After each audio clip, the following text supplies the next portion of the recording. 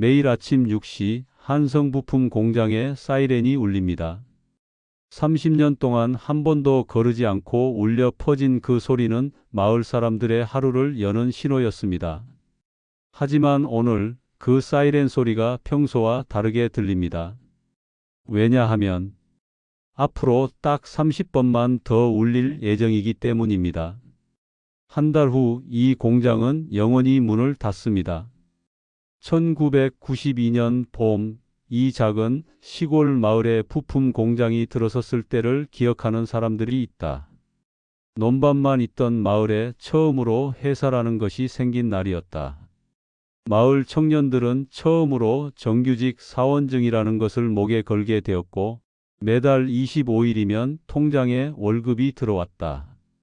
그 첫 월급으로 누군가는 어머니께 세탁기를 사드렸고, 누군가는 아버지께 새 구두를 선물했다. 또 누군가는 그 돈으로 결혼 반지를 샀다. 공장 정문 앞 오래된 벚나무는 30번의 봄을 맞았다. 그 나무 아래서 수많은 신입사원들이 첫 출근 사진을 찍었고, 은퇴하는 직원들이 마지막 인사를 나눴다. 사랑을 고백한 청년들도 있었고, 이별을 말한 연인들도 있었다. 그 모든 순간들을 벚나무는 묵묵히 지켜봤다. 하지만 시대의 변화는 가혹했다. 중국과 베트남에 새로운 공장들이 생기면서 주물량은 해마다 줄어들었다.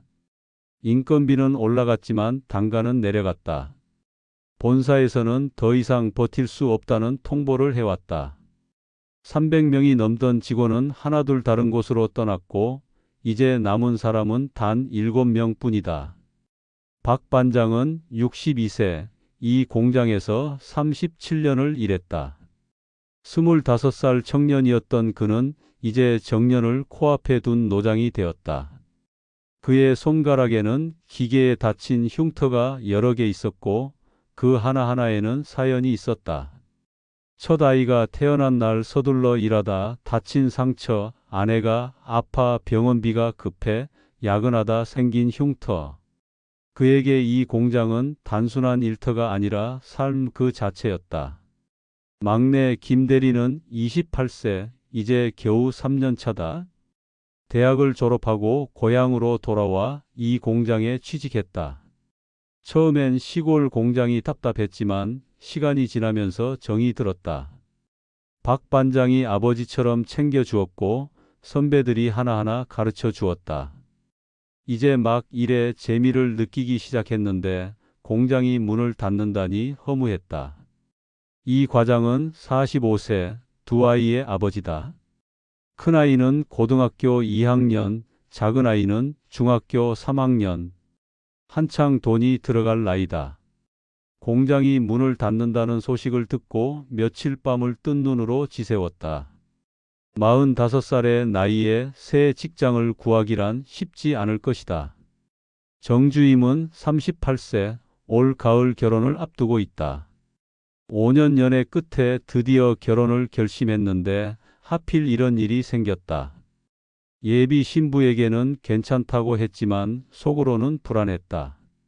실직자 신세로 결혼식을 올려야 한다니. 최 사원은 31세, 작년에 처음으로 새 차를 샀다.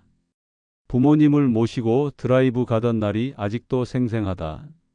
이제 그 차를 팔아야 할지도 모른다는 생각에 마음이 무거웠다.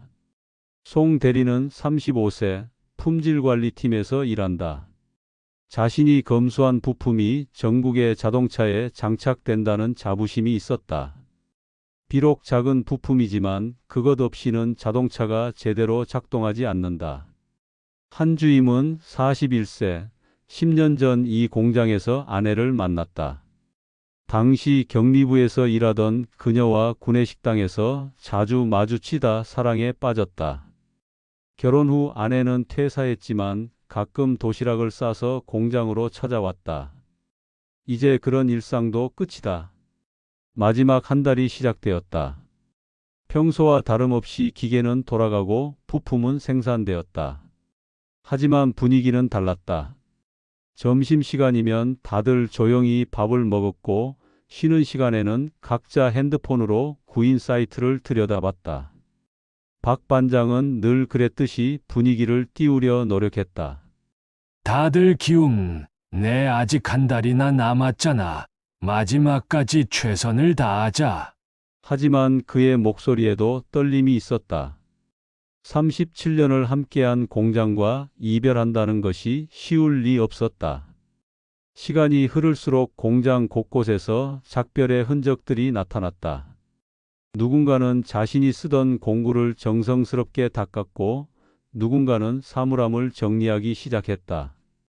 벽에 걸린 우수사원 사진들을 하나씩 떼어내는 모습도 보였다. 김 대리가 박 반장에게 물었다. 반장님, 이 기계 나사 하나 가져가도 될까요? 기념으로 간직하고 싶어서요. 박 반장은 웃으며 대답했다. 그래, 가져가. 나도 하나 챙겨야겠네. 30년 동안 함께한 친구니까. 마지막 2주가 되자 본사에서 사람들이 내려왔다. 장비를 점검하고 인수인계를 받기 위해서였다. 낯선 사람들이 공장을 돌아다니는 모습이 마치 장례식장 같았다. 기계들도 하나둘 작동을 멈추기 시작했다.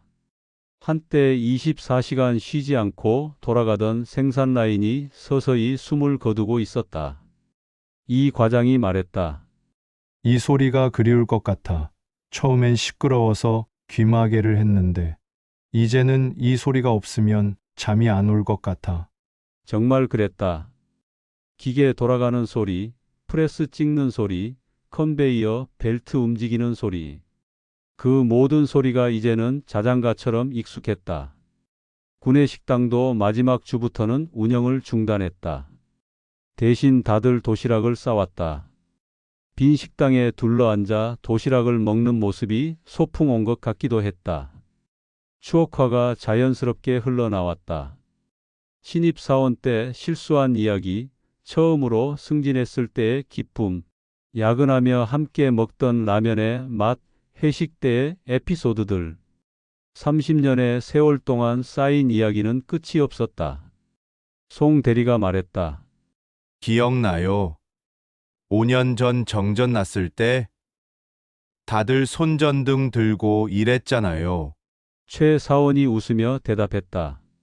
그때 박 반장님이 전쟁 때도 이렇게 일했다고 하셨죠. 박 반장도 웃었다. 하하, 그래도 그날 납기는 맞췄잖아. 우리가 그런 팀이었어. 마지막 주 월요일, 평소처럼 사이렌이 울렸지만 모두가 알고 있었다. 이제 5번만 더 들을 수 있다는 것을. 기계는 거의 다 멈췄고 마지막 재고 정리만 남았다. 창고를 정리하다 10년 전, 20년 전 제품들이 나왔다. 그때의 도면과 작업일지도 함께 나왔다. 이 과장이 낡은 작업일지를 들어 보였다. 이거 봐. 내 글씨야. 신입사원 때 쓴 작업일지네. 박 반장이 다른 일지를 펼쳤다. 이건 김 전무님 글씨네. 작년에 돌아가셨지. 순간 모두가 조용해졌다. 이 공장에서 평생을 보내고 떠난 선배들이 떠올랐다. 수요일 지역 신문 기자가 찾아왔다. 30년 역사를 가진 공장이 문을 닫는다는 소식을 듣고 온 것이다. 박 반장이 인터뷰에 응했다. 아쉽죠. 하지만 30년 동안 잘 버텼다고 생각해요.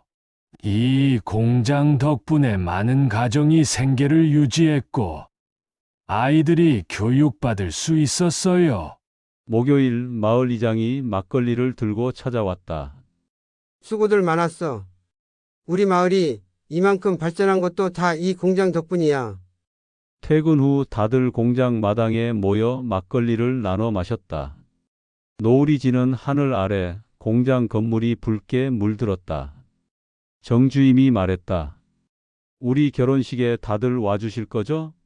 비록 실직자가 되지만 그래도 결혼은 하려고요. 모두가 한 목소리로 대답했다. 당연하지. 꼭 할게. 금요일 마지막 날이 밝았다. 평소보다 일찍 출근한 직원들은 마지막으로 작업복을 입었다. 30년 된 박 반장의 작업복은 낡았지만 깨끗했다. 가슴에 새겨진 한성부품이라는 글자가 오늘따라 선명해 보였다. 오전 10시 마지막 제품이 생산 라인에서 나왔다. 자동차 브레이크에 들어가는 작은 부품이었다. 박 반장이 직접 품질 검사를 했다. 완벽했다. 마지막까지 불량품은 없었다. 박 반장이 그 부품을 들어 보이며 말했다. 30년 동안 우리가 만든 부품이 몇 개일까? 수천만 개는 될 거야. 그 부품들이 전국의 도로를 달리고 있어.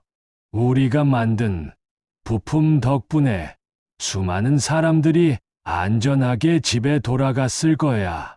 점심시간 마을 사람들이 하나둘 모여들었다.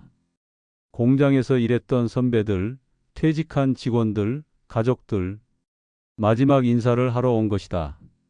오후 3시 마지막 기계가 멈췄다.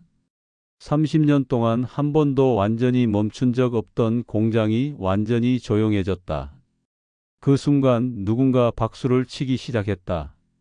1명, 2명, 그리고 모두가 박수를 쳤다. 30년 동안 수고한 기계들에게 그리고 자신들에게 보내는 마지막 인사였다. 직원들은 각자 기념품을 챙겼다. 누군가는 자신의 이름표를 떼어갔고 누군가는 사물함 열쇠를 주머니에 넣었다. 김 대리는 약속대로 기계 나사를 하나 가져갔다. 김 대리가 박 반장에게 말했다. 이걸 보면서 여기서 배운 것들을 잊지 않을게요. 반장님께 배운 성실함, 이 과장님께 배운 책임감, 모두 제 인생의 자산이 될 거예요. 오후 4시 마지막 단체 사진을 찍기 위해 정문 앞 벚나무 아래 모였다. 30년 전 첫 직원들이 찍었던 바로 그 자리였다. 사진사가 외쳤다. 자, 웃으세요. 놀랍게도 모두가 웃고 있었다. 이별의 순간에도 그들은 웃을 수 있었다. 함께했던 시간이 쌓아온 정이 그들을 웃게 만들었다. 오후 5시 마지막 퇴근 사이렌이 울렸다. 평소와 같은 소리였지만 오늘은 작별 인사처럼 들렸다. 직원들은 천천히 공장을 나섰다. 박 반장이 말했다. 다들 고생 많았어. 어디서 무엇을 하든 행복하길 바라. 이 과장이 대답했다. 반장님도요, 은퇴하시면 연락 주세요. 정주임이 덧붙였다. 결혼식 꼭 오셔야 해요. 김 대리는 깊이 인사했다. 정말 많이 배웠습니다. 감사했습니다. 하나둘 흩어지기 시작했다. 누군가는 다른 도시의 공장으로, 누군가는 작은 사업을 시작하기 위해, 누군가는 고향으로 돌아가기 위해 각자의 길로 떠났다. 박 반장은 마지막까지 남아 공장을 둘러봤다. 텅 빈 생산 라인, 멈춘 기계들, 조용한 사무실. 37년의 세월이 파노라마처럼 스쳐 지나갔다. 정문을 나서며 박 반장은 벚나무를 올려다봤다. 내년 봄에도 꽃은 필 것이다. 벚나무에 손을 대고 작별 인사를 했다. 고마웠어. 오랜 친구야. 6개월 후 정주임의 결혼식장. 약속대로 모두가 모였다. 이 과장은 다른 도시에서 새 직장을 구했다. 최 사원은 공무원 시험을 준비하고 있었다. 송 대리는 작은 자동차 부품 가게를 열었다. 한 주임은 아내와 함께 카페를 시작했다. 김 대리는 대기업에 취직했다. 박 반장은 은퇴 후 텃밭을 가꾸며 지내고 있었다.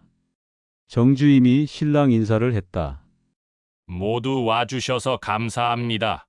비록 우리가 함께 일하던 곳은 사라졌지만 우리의 인연은 계속될 거라고 믿습니다. 축배를 들며 그들은 서로를 바라봤다. 공장은 사라졌지만 그들 사이의 끈은 여전히 단단했다. 박 반장이 일어서서 말했다.